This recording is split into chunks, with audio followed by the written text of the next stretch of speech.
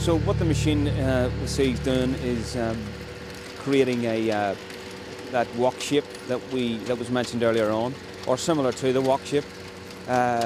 We find that the chain trencher creates fairly desirable and varied sizes of aggregates, increasing the tilth in the soil, which therefore increases the chances of roots becoming more established. Gas exchange is in a more favourable position, as well as the percolation of the water from the surface. Contrary to that, or what we used to do prior to using this machine, was the use of a auger, and typically you would cut the hole with the auger, and then you'd find that the soil profile would be glazed, and that's something that would be detrimental to the root and it trying to establish. So what you have to do then after you've cut the hole with the auger is to pick away at it with either a spade or an iron spike to basically try and achieve what we've achieved with the machine. And it's very hard to do. It's also very hard to monitor contractors to get them to do it. A lot of them just are can be quite lazy, and they will just cut the hole and they won't bother with the deglazing. But also with the mentioning the aggregate size, it's if you're spiking that glazed surface, you're going to get a variety of sizes, but no way are you going to get the same the gamut of sizes that we'll see here that the machine's created. It's there's all sorts of sizes that you'll see in that hole. First of all, we'll talk a wee bit about the hole, and then we'll talk about the stock and some of the containers that they're grown in. As Peter mentioned earlier, I think he touched on heavy basalt clays, and that's the majority of soil that you'll find here in Hume. You got about 500 square kilometres, so there's a hell of a lot of soil. And just to go back about 10 years, when the manager of the Parks Department was the coordinator, and he first got the job, he noticed that one of the contractors that was planting the stock was using an auger, and he rocked up to him and said, "Look, I would advise that you start using a chain trencher from now on." And he explained to him, that glazing occurs when you use the auger. Therefore, root penetration into that, that greater profile is reduced a hell of a lot. So, true to his word, the guy went out and bought a trencher, and I suppose the walk shape is or close to the walk shape, again, as Peter mentioned, is what we would use. If you can all see the size of the aggregates, it's pretty varied. Peter also mentioned tilth, so all these sort of things are important for young roots to penetrate into that profile, and increase tree establishment, and obviously giving you a better tree. I mean, you can come up and have a feel and look at this here, feel how heavy it is. It's quite a hard medium for trees to get through. It also increases the amount of the gas exchange with the oxygen and stuff. So it's pretty important to break it up, and it's probably a mini version of that raker or that loosening that was described earlier, that the Americans used. So let's talk a little bit about the containers, and then we'll get Damien to have a chat about that.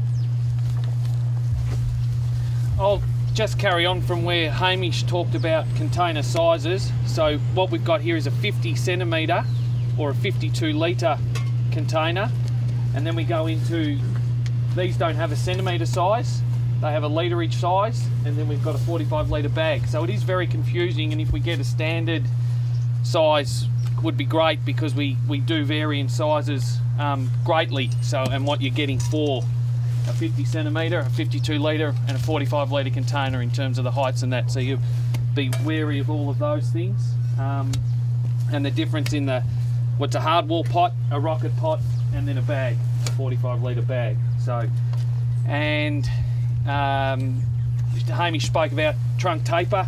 So you can see clearly that we've got that trunk taper.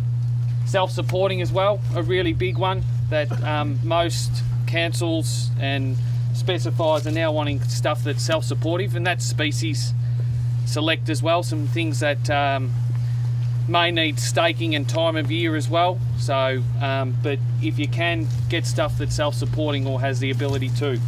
The other thing, when you're out and getting to know your suppliers as well, checking, and don't be afraid, and Hamish spoke about it, don't be afraid to knock trees out and check if they are self-supporting or they've got any what I call socketing in the bottom, particularly around as they come out of tube stock, and a lot of roots are compromised from tube stock stage and haven't been handled correctly from early on. So if you've got any socketing or any areas of variation or movement within that root plate, you want to be concerned and thinking about when you do plant that out as to how you do the root pruning or teasing out of the roots. So I'll knock this one out of its pot, and we'll see nice, really healthy root system. Feeder roots here, no root girdling, no woody roots that are visible. So we can do. There's a couple of different ways you can treat your pruning or manipulation of the root system before you plant it. I wouldn't just plant that, and it drives me insane when I watch on the variety TV shows. They knock it out of the pot and it goes straight in the hole. So it's not the norm and shouldn't be done. So some root pruning should be undertaken at this stage. So a series of shovels, spade marks down the complete length of the root plate, about 6 inches in, and you can do, depending on the pot size, so similar to that, you've got that. So if you have got, from potting on stages, you've got out within the 30 centimetre plate, you've already had that pruning. So if there are any underlying root issues in that zone, you've already severed those, so then they're gonna penetrate. By doing that, you've got that interaction with the soil already, the site soil. So the site soil will have these feeder roots, nice healthy feeder roots, that interaction, and you've got site soil and root plate interaction already before having to worry about it. So and teasing out as well, or manipulation of that outer perimeter. So you've got again that interaction with the site soil.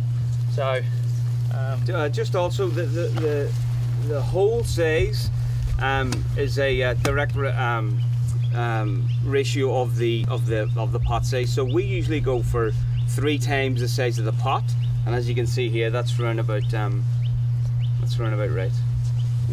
So I'll just continue doing those series of incisions. And just also something that Hamish pointed at earlier, it's vitally important that you have a good relationship with these people that you're buying the trees off. And you know, don't be afraid to go in and pull it out of the pot, and you know, check these things out and make sure you're getting good stock. And you know, the majority of the high quality nursery companies will, you know, they'll be very willing to do that. So I did notice, so there's a little bit of movement here in the pot. Actually, you probably can't see it here, but when it was in the pot, there was a slight movement, and it's probably not quite locked into this new pot that it's been in. Maybe you could talk about that there as well. Yeah, and that gets back to that what I spoke about with the socketing. So those series of incisions and really penetrating that root plate considerably will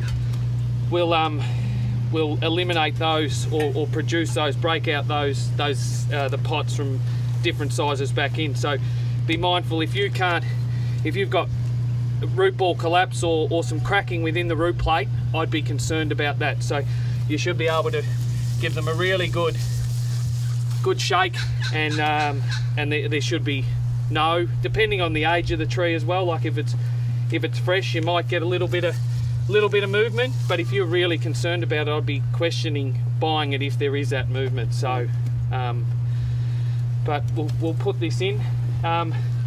You don't want to plant the depth, and we spoke about the depth where the roots develop. The hole doesn't need to be massively deep. It shouldn't be. It can be it only needs to be as deep as the root plate basically. If we ends up being a little deeper, backfill and compact it, not compact, it's a bad word, just firm it down a little bit so you don't have that sinking. So then what happens is over time there's a build up, we mulch, the tree sink, we mulch a little bit more, we end up with this sort of depth if you have that sinking in the root plate itself. So be mindful of the depth, and width is the key. So yeah, we would expect that horizon to be the same as the the soil, so we'll same sit level. it in and we'll see where we end up. And again, if you have a think about the old adage, the path of least resistance, all these things that Damien talked about with the the incisions and the breaking up of the soil, that just reduces the increases the chances of the roots getting through the soil and establishing and doing what it should do. Yep. And also in the Australian standard that's being drafted and going to happen, hopefully, root ball centre of pot for orientation of tree. It can't be, the deviation from the centre of the pot can't be any, or shouldn't be any more than 15%. So within the centre of the pot. And we also talk. We had a look over here. There's just over the back here. We've got a microcarpa, and it's got quite a what I call a swept trunk. So it's been left to naturally grow its own course. So it actually strengthens in. So if you've got some variation in everyone wants to have a gun barrel straight tree. Well, trees are all like us. We're completely different. So one in the batch Manonifera, for instance, typically has quite a central leader and a straight trunk. Microcarpa, on the other hand, has that swept trunk. So some variation and some tolerance for that, for me, is acceptable as long as it is self-supporting and you're going to get that natural, upward growth, and it's not lying on the ground. If you take the stake out and it falls over, that's more of a concern than having a slightly swept trunk. So and we've got a planting over there. As you look around, and there's a dozen trees over there or thereabouts, and they vary in shape, size, and that swept look, but are all doing fine. So it'll be all about how the root plate and how they're standing up, as opposed to that orientation in the pot, or that shape in the pot. So actually at the minute, just hang on, I'm going to get Damien to do a little bit of work. So I think it's a little bit too high. If you notice, if we're drawing an imaginary line across, so you're talking, a couple of centimetres that we need to sort of dig out to place it in. Lovely shiny shovel.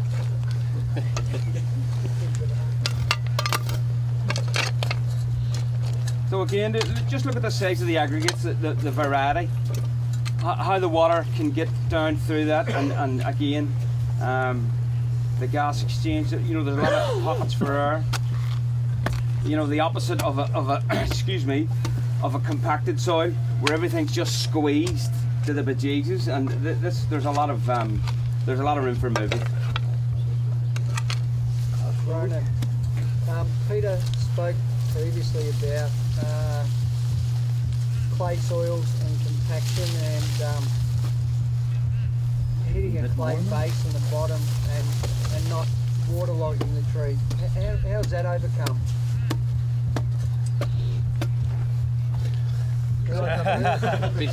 Sorry, go ahead. Oh, maybe Peter can answer. Well, yeah, look, on a site like this, realistically you can't.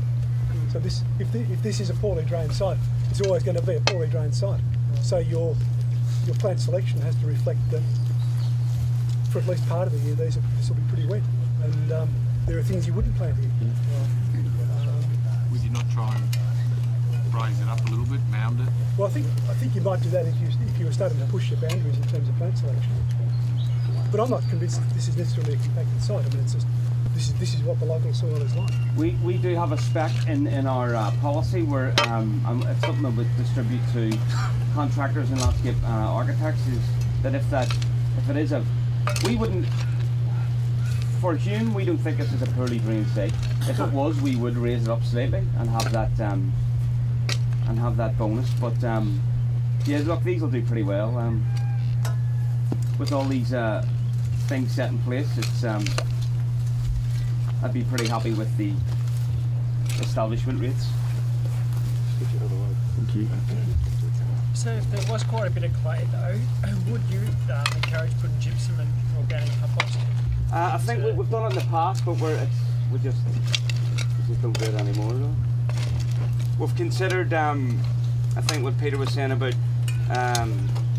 mixing the soil with organic matter, but that's something that we'll test, with a couple of different trees, small numbers. What about in the way of gypsum? Yeah, gypsum's a possibility, but I think the previous tree establishment officer used it, but we haven't used it in a couple of years. You'd have gypsum only works on some soil. Declan may well pick this up in his presentation, but you have to test the soil to see whether it's dispersive, and I don't know whether this is or not. At depth it may well be, but subsoil is possibly not. In which case gypsum's of no benefit. Do you use terracotta at all in any of your situations? No, we have in the past, but we found that it was it didn't have any benefit at all, and that was the people at terracotta. They're the ones that give us the answer. We knew all along, but we waited for the science to tell us, and that was clearly the truth. So we don't use it anymore. So the selection for this species here, is that just something that obviously you planted a lot of red box around the area and it seems to go well? Absolutely. Look, it occurs naturally. Because you thought it was a good tree? Well, both. It occurs naturally in some areas, but this is probably one of our best performers. Yep.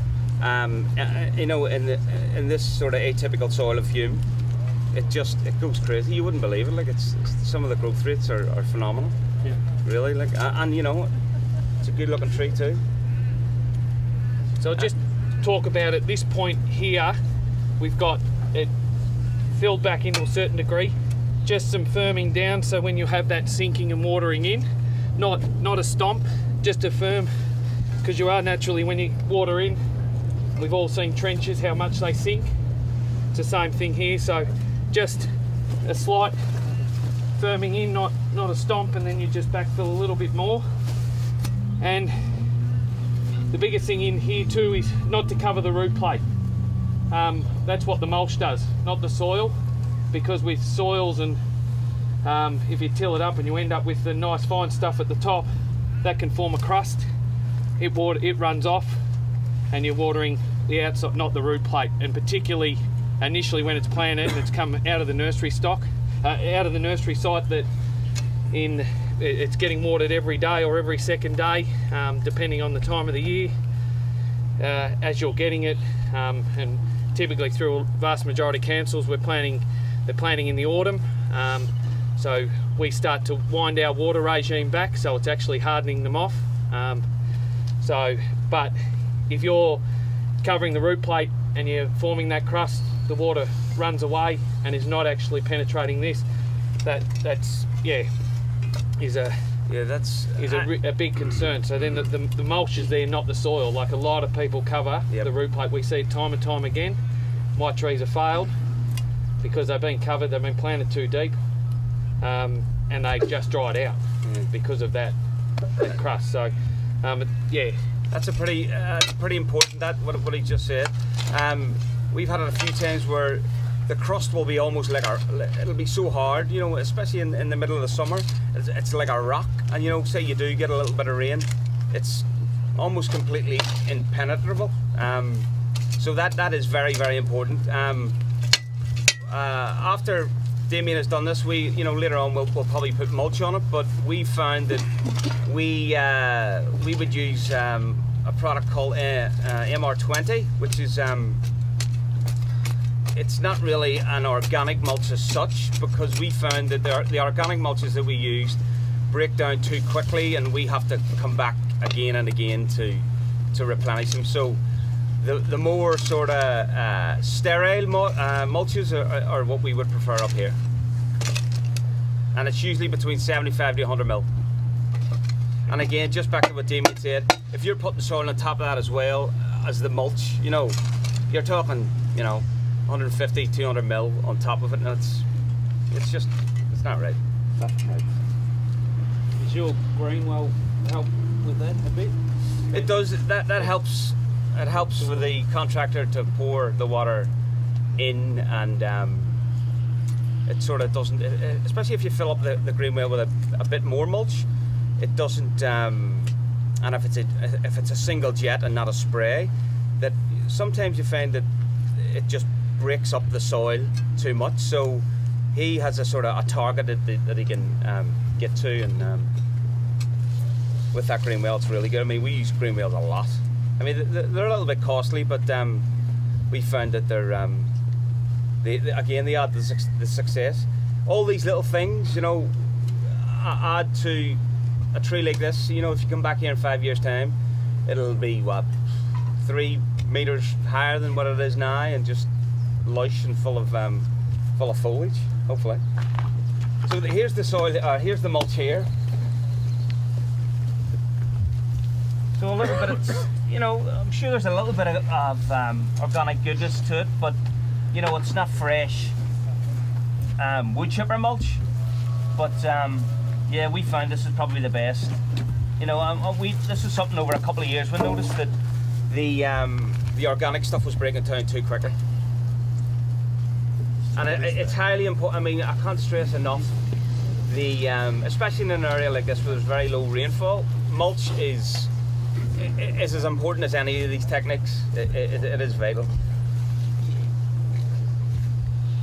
And obviously the watering in, it depends on the size of the tree, the site soil as well. So the first water, you'll get penetration through the root plate, but also some of that'll be sucked up, not so much probably in this time of year, and there's a fair amount of moisture in that soil, so it's not going to take a lot of the moisture out of the root plate initially. But if you talk about the sandy loams or that, they'll suck a lot of the moisture out, so vast majority of what you put on. So it's that follow-up watering.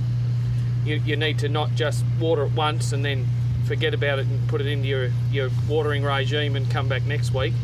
Initially watering the root plate before you plant, like these were watered this morning, and then watering it in and then following up, so then you've got that secondary water, so then any of that moisture that's been taken away from the immediate root plate is compensated for and given that, so the root plate itself is well hydrated.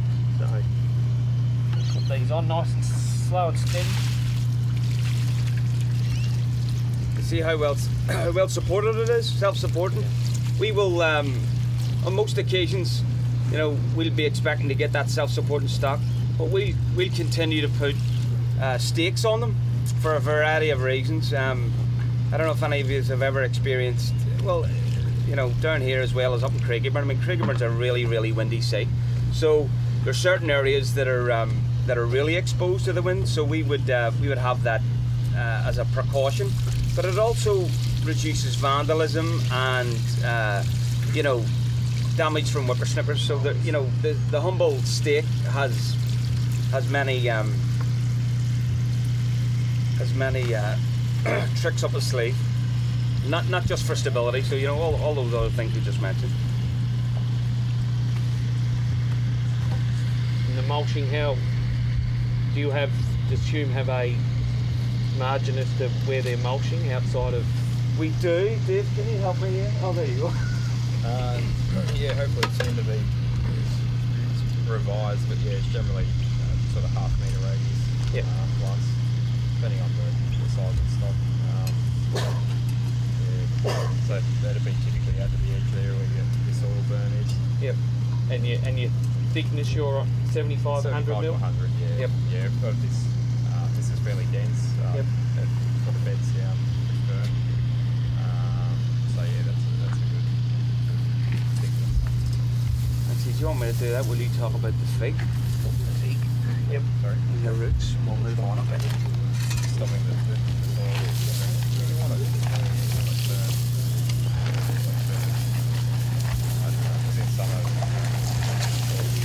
The fig here coming out of a 45 litre bag, and we can see a series of roots that are going down, but also to a certain degree around. So we had perfect root system there in terms of nice white feeder roots, really easy to manipulate and tease out. Trees, as a rule, are fairly tough things, particularly in the root systems, and people are really reluctant to get in and really do some work on the root plate because they think, oh, I can't cut that or I can't do that. So you can do one or two things. If you're really concerned and you think there's some underlying issues, or you want to get rid of a few of these to promote some outward growth, you can actually shave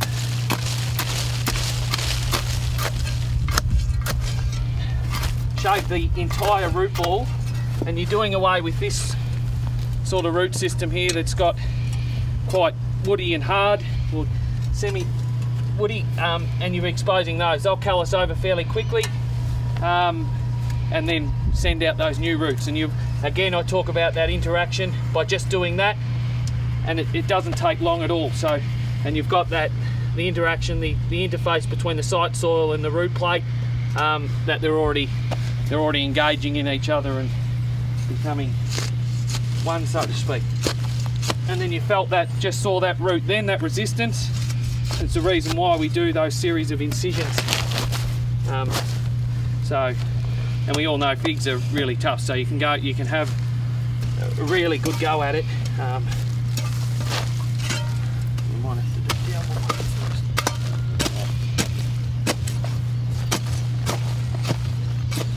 The little stainless steel shovels, even the border one, are ideal for this. You really get really good control as opposed to the long handle post shovel. So yeah, gone are the days of just taking it out of the pot of the bag and putting it straight into the hole. Yep. You can cut. So don't be afraid to use your secateurs. Yep, cut some of those out, so then you've got that.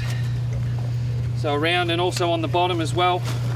Let's have a look at what's happening underneath, and you can actually, a couple of inches off the bottom, you can shave that bottom completely off, and there's not a lot there, fairly wet in the bottom of that, but there we got that. So tease it quite hard, might even cut that one.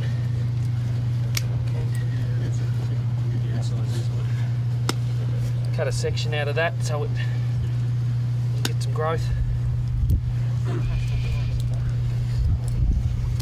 Is there anybody from Geelong here? Geelong Council?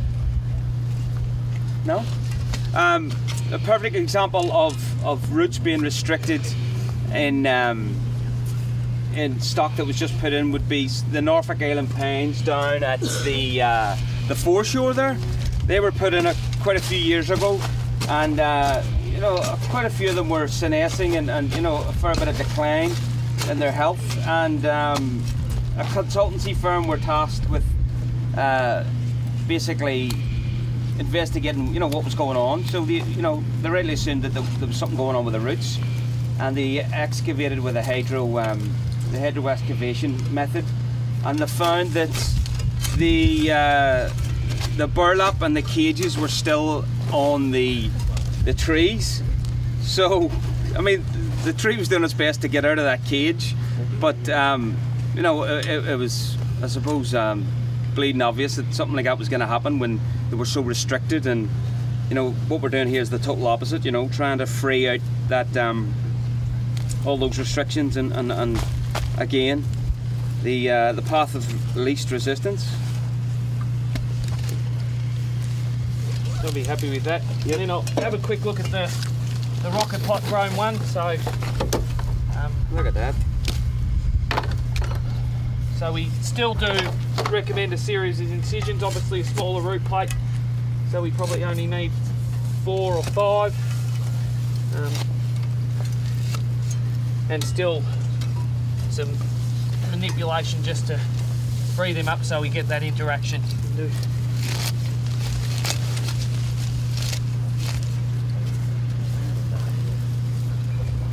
And one thing with the cusp on the rocket pot, we've already got those formed, the cusp there, the nodules that are already giving you that interface. So if we get lazy contractor or whatever, the roots have already got that interaction with minimal teasing. But every single container that you pot, you should be doing some root pruning. And the series of incisions are really important, and some manipulation of the outer root plate, and be concerned about that socketing, whether it be tube stock, 8-inch pot. This one came from tube straight into the 18 litre, and that's it. So, any questions? Why'd you go so hard on the fig with the root pruning? There was a few of those roots. We went from the hard wall that had those nice white feeder roots and not a lot of girt or circling or that formation of circling. This one had more woody roots and a lot of going, although down, they're still within that root plate. So if you don't tease them out, they'll continue to. We all know roots are lazy. They'll take the easiest path, so they won't necessarily break out of that root plate. So you need to give them that direction, and then they're out. So even that, like ideally, if you could plant and time allowed, you plant that one up here instead of it staying in there. You put it and you pull a few of these out so they're facing out like this. So probably doesn't happen as often that it should. That'll continue there. But did that happen because it was in that size bag for too long? Oh, I think it's figs we know what figs root systems are like, so it's probably not, that's not the norm. You wouldn't expect that on the vast majority of trees.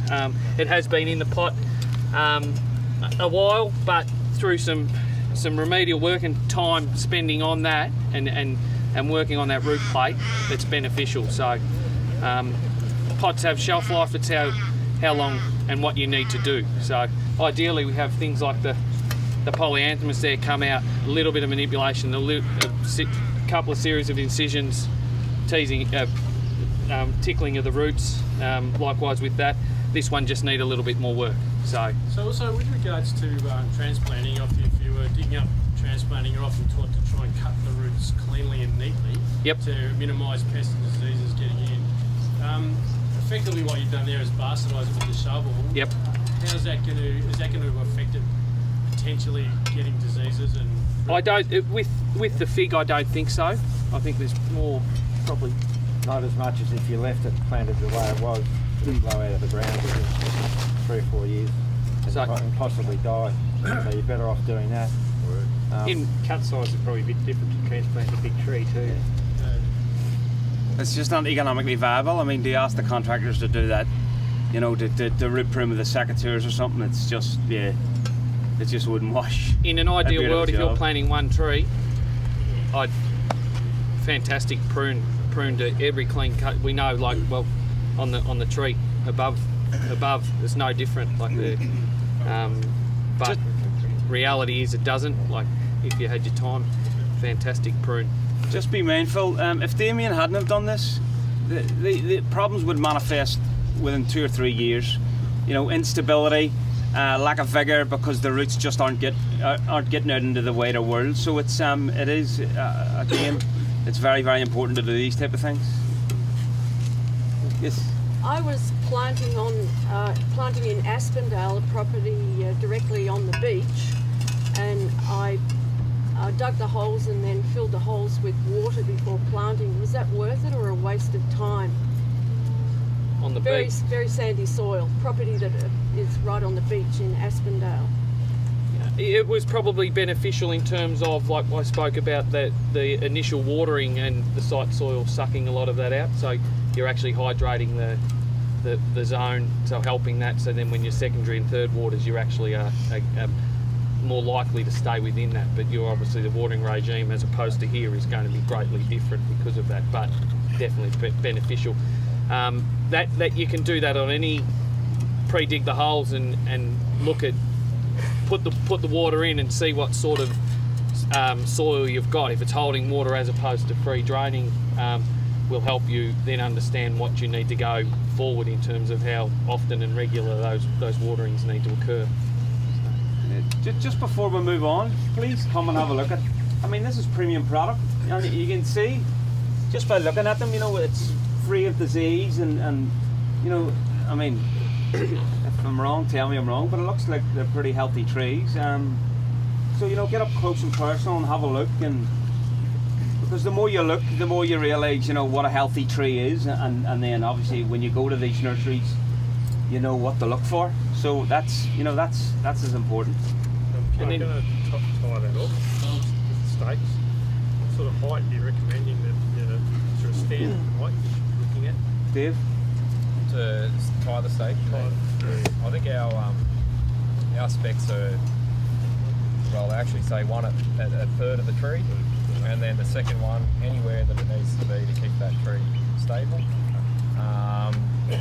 We've noticed a lot of developers, you know, in the new estates put in really advanced trees, stake the hell out of them, 3-4 stakes, tie them right up. 2 years time they take stakes off, 3 falls over. So less is more, really. And then the stake, the orientation to the stake, not through the root plate in the virgin soil out beyond the root zone, so you're getting a really good anchor as opposed to in here and you're damaging roots out here, and then a really good anchor. I think we'll get some Hume boys to do that. They're the experts, they do it every day of the week. So we've got Charlie. You've got 3 different containers. It's too tall for me. Just wondering how much store you put by the actual container as far as getting that good root development, and how much of it is more to do with timing. So your timing's massive. Yeah. Timing is huge. Like all 3 of these style of pot, there's no issue. There's no ideal pot.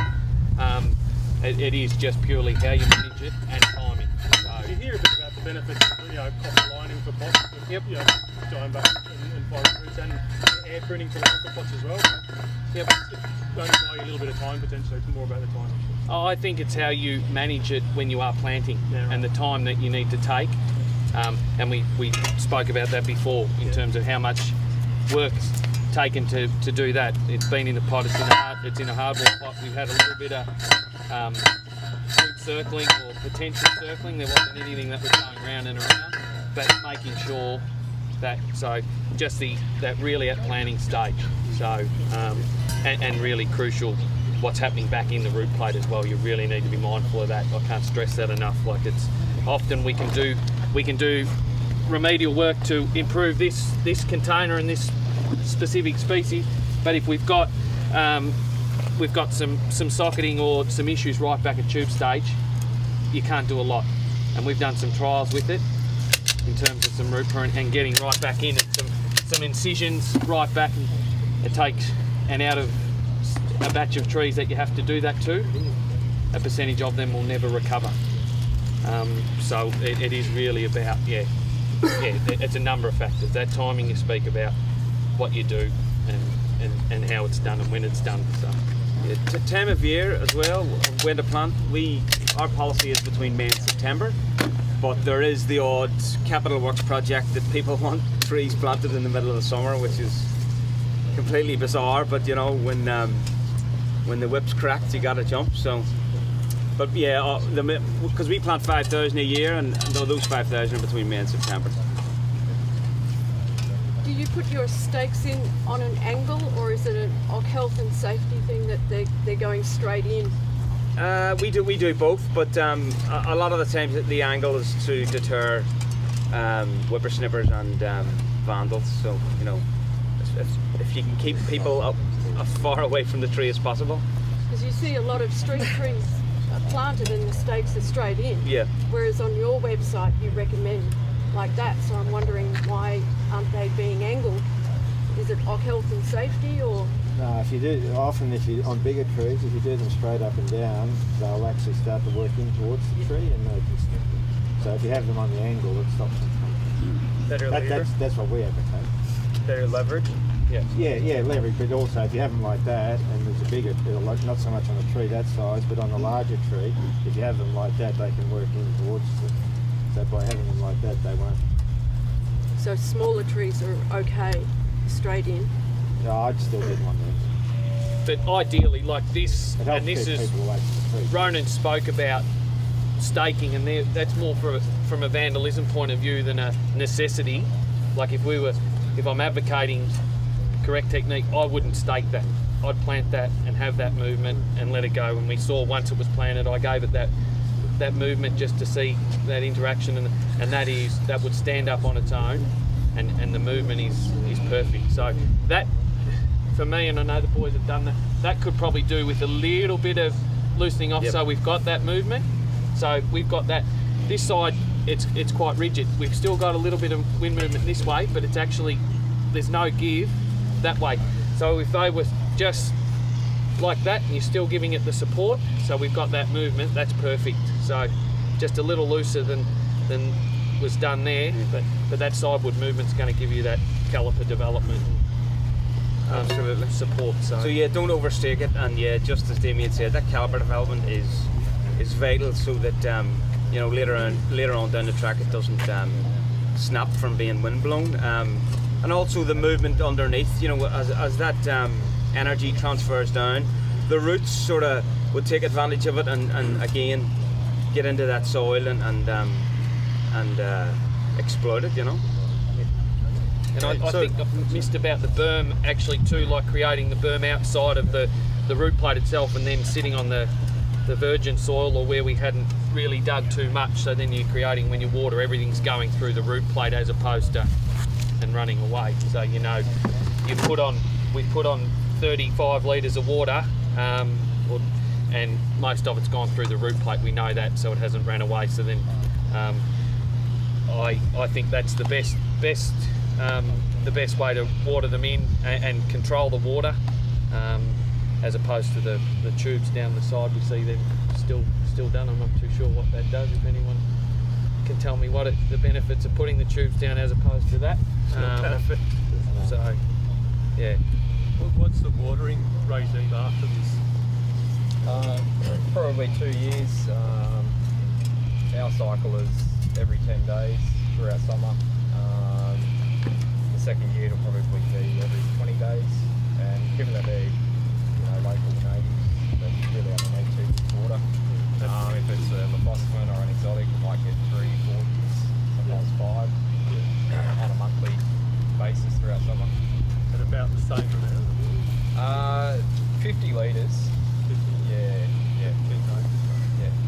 Do you specify how they're watered? Like if you're using, someone's coming along with a single outlet, high volume, you find it's causing a lot of damage to wash the roots out?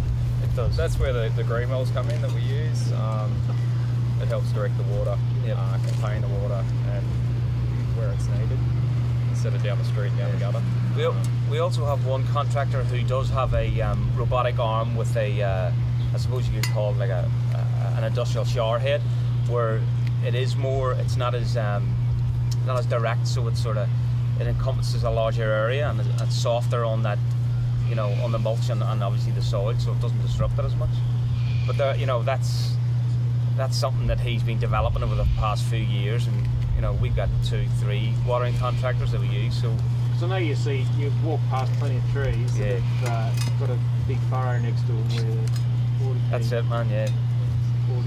Well, look, again, if you use the well, you could, if you want to play the game and have it where it bounces off and then disperses that way, there's a lot of tricks you can use for it. It's just. But is it general practice to use a shower nozzle, or is it? That would probably be the best, I would say. Yeah, Yeah, it's hard. I mean, low volumes obviously, or low application rates preferred, but and being well mulched as well, it's going to prevent the runoff.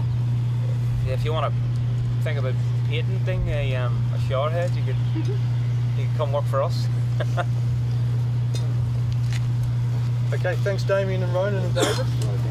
We can move on over, I think, to the digging machine over here. The boys from the contracting